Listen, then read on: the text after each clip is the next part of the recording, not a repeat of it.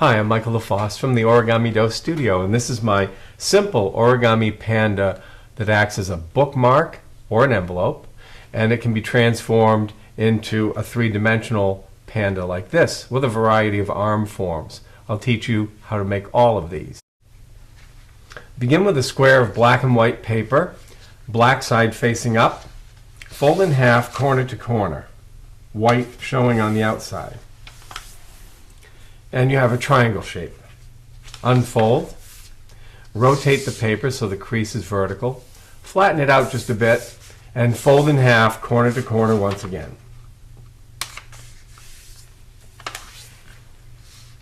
Unfold. Here's the center where the creases cross. Take the bottom corner, fold it to the center. Rotate the paper so the white triangle is at the top of the shape. Fold the square corner of the triangle up about 1/3 from the bottom of the triangle. You'll know you have it just about right when the height of the black triangle is equal in length to the white length above. Take the bottom square corner and fold it to overlap the small black triangle. Now swap the layers. Rotate the paper for comfort and fold the black triangle beyond its folded edge, and here you'll see the two pandas' eyes. You want just enough of this white corner to be able to fold the tip of it upward to make a little black nose.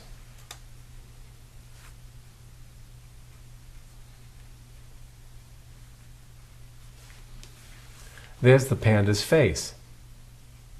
Notice the folded edge at the top of the head. Keep track of that. Flip the paper over and upside down, and we're going to use the center crease to fold in each half of that folded edge, one at a time, to the center line. Same thing with the other folded edge, right to the center line. Fold these two square corners down so that they become flush with the folded edge beneath. Of course, you can rotate the paper for comfort if you prefer to do it this way. See where the left and right square corners establish a horizontal center line, an imaginary one. We're going to take the bottom square corner and fold it just a little bit beyond that level. It's an estimate, a rat fold, R-A-T, right about there. Make a sharp crease. Now unfold, and we're going to sink this point. It's actually a simple sink, and here's the way to do it best. Open the layers, look for this horizontal valley crease, and we're going to bend that first. It easily moves in that direction. Now you see these angled 45-degree creases.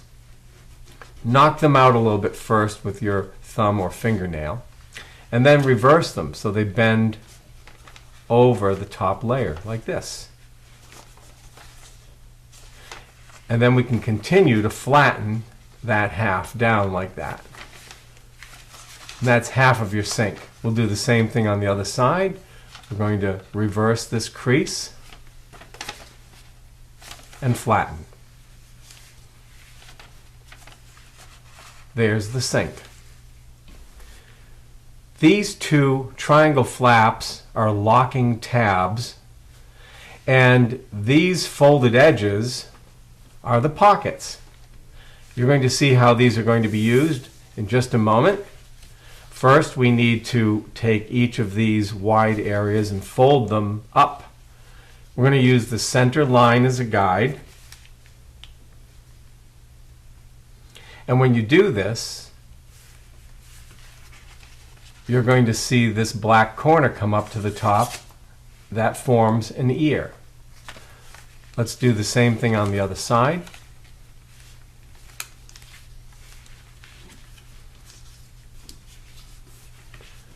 And here's how the tabs and pockets work to lock these layers together. Tuck a tab right over the edge into the pocket, and it stays locked. Let's do the same thing to the other side. Now turn the paper around, and here is your Panda Bear bookmark. Here's how it works as a bookmark. Here's one of our origami books. This one's devoted entirely to the subject of butterflies, and the page is marked here. The corner of the page slides right into one of those pockets. You could mark a right page like this, or rotate the Panda and tuck a left page into a pocket to mark that page. It's a clever little bookmark, and it may also be used as an envelope. Different sizes depending on what you need to contain. Pandas eat bamboo leaves, nice green vegetation. Here's a little green for the belly of this little panda envelope. We open the envelope, tuck the surprise inside, and then lock it back up. It's a fun and clever way to give a gift of cash any time of the year. Next, we're going to see how to three-dimensionalize these panda bookmarks so that they become entire little Panda Bear toys.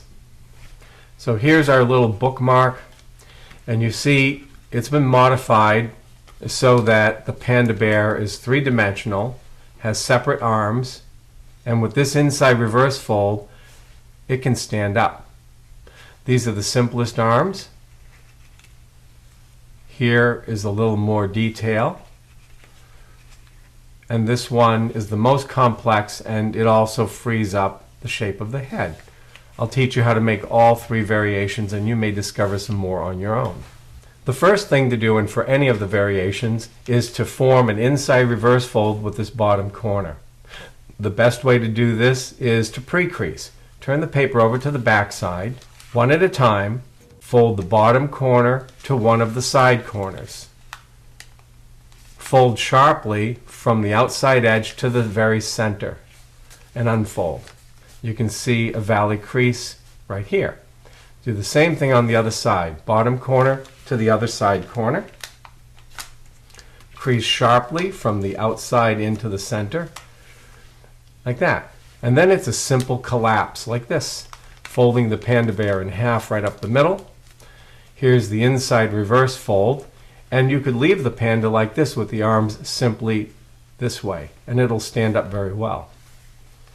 To form the simplest separate arms, take the flattened Panda Bear this way and fold so that the black folded edge aligns with the white cut edge right here. Straight over, nice sharp crease. Same thing on the other side. And there are simple separate arms, and the panda stands up well. You could make these arms a little bit more interesting by adding one more fold. Take the top black colored edge of the arm and fold it to align with the folded hinge line. Just like this. You can see the effect. Do the same thing on the other side.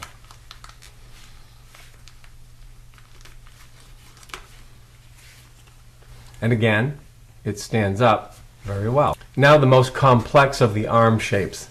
This one has the shape of the arm going up into the head, and it makes the shape of the head a little bit more defined, separate from the shoulders. So you would already have your inside reverse fold for the bottom. You can flatten it out for a moment. You're going to make a crease, a valley fold, from the bottom black corner here all the way up to the top corner of the head, but under the face layer. It's going to look like this. Take this topmost layer of black paper, guide your folding up into the top of the head and straight down to the bottom corner of the arm. Then squash fold. That means to open this pocket and flatten the shape symmetrically, like this. Let's do the same thing on the other side.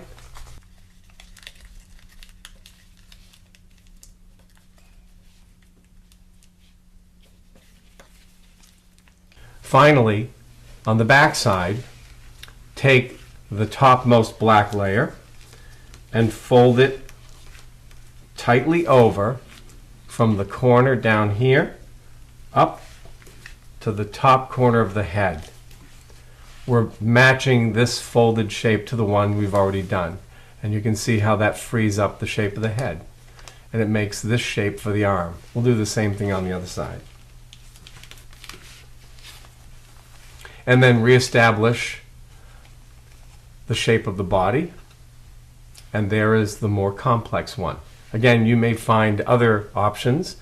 Be creative and experiment. And again, the panda stands up very well. We hope you enjoyed this project. Make all kinds of origami pandas and give them to friends.